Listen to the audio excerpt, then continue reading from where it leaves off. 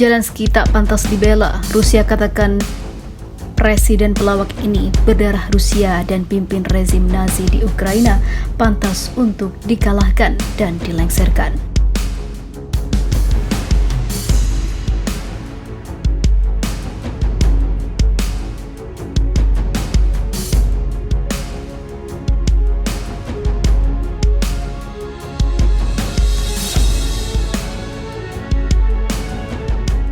Kedutaan Besar Rusia di Mesir menyinggung kehadiran Presiden Ukraina di pertemuan Liga Arab dan mengatakan Volodymyr Zelensky yang punya pertalian dengan rezim Zionis memimpin sebuah rezim Nazi. Surat kabar Times of Israel melaporkan, Kedubes Rusia mengatakan Presiden rezim Nazi di Kiev memiliki pertalian darah dengan Israel. Ia mendatangi atau menandatangani juga datang pada sebuah acara politik negara-negara Arab dan itu tidak pantas dan berbohong secara keji soal akar konflik, bahkan dengan lantang mengecam sikap netral negara-negara Arab terkait masalah ini. Zelensky dalam pidatonya di pertemuan Liga Arab yang sepertinya bersandar pada sejarah agresi dan juga pendudukan dunia Arab mengatakan negara-negara Arab akan memahami bahwa Ukraina sampai kapanpun tak akan pernah tunduk pada asing atau penjajah. Oleh karena itu, kami berperang, ungkapnya. Pada saat yang sama, Presiden Ukraina kembali melemparkan tuduhan tak berdasar terhadap Iran terkait pengiriman drone ke Rusia untuk digunakan dalam perang Ukraina.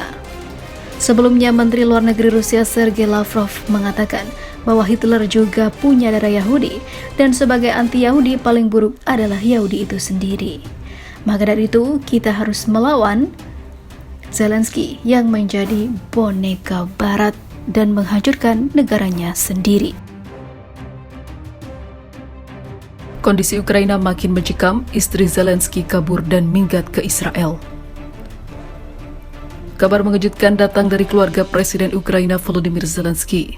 Zelensky yang diketahui sebagai seorang keturunan Yahudi diberitakan jika istrinya akan minggat ke Israel menjauh dari kekacauan yang berada di Ukraina.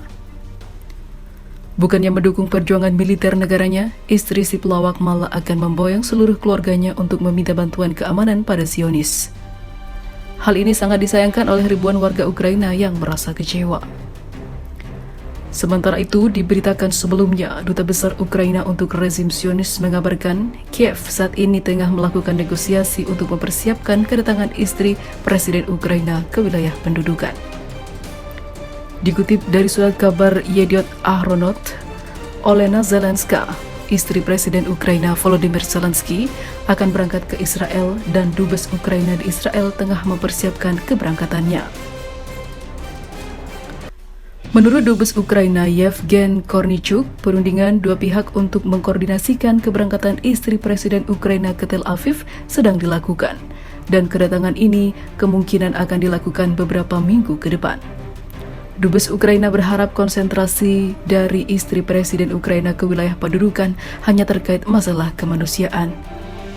Istri Presiden Ukraina kemungkinan juga akan mengunjungi para pasien Ukraina yang ditempatkan di rumah sakit Israel. Selama ini Ukraina memprotes sikap rezim Zionis yang dianggapnya tidak memberikan dukungan yang memadai untuk Kiev dan tidak mau menekan Rusia. Namun pada kenyataannya Ukraina masih sangat lengket dengan Israel. Volodymyr Zelensky menjadi pemimpin dunia yang paling banyak dibicarakan saat ini karena terlibat dengan invasi terbesar abad ini, membiarkan warganya menderita berkepanjangan.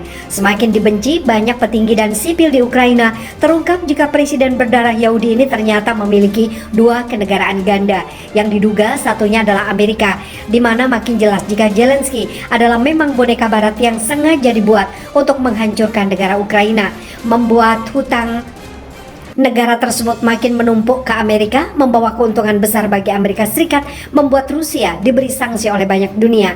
Tidak hanya itu, militer Ukraina atas komando Zelensky juga banyak melakukan serangan pada warganya sendiri, sehingga banyak rakyat menggulingkan segera si pelawak dari kepemimpinannya. Sebelum Presiden Vladimir Putin memberi perintah invasi militer ke Ukraina, konflik bersenjata lebih dulu terjadi di Republik Rakyat Donetsk. Laporan terbaru menyebut militer Ukraina telah membantai lebih dari 40.000 warga sipil di wilayah tersebut. Situasi memanas di Donetsk tepat sepekan sebelum Putin mengumumkan operasi militer khusus di Ukraina.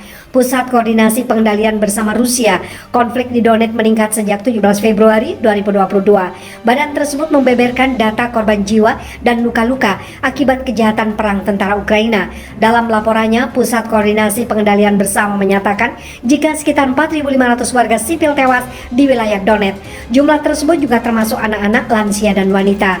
Pada awal eskalasi, 677 warga sipil terbunuh dalam serangan pasukan angkatan bersenjata Ukraina di perbatasan. Dalam jumlah itu terdapat 28 anak-anak tewas selama 389 hari konflik.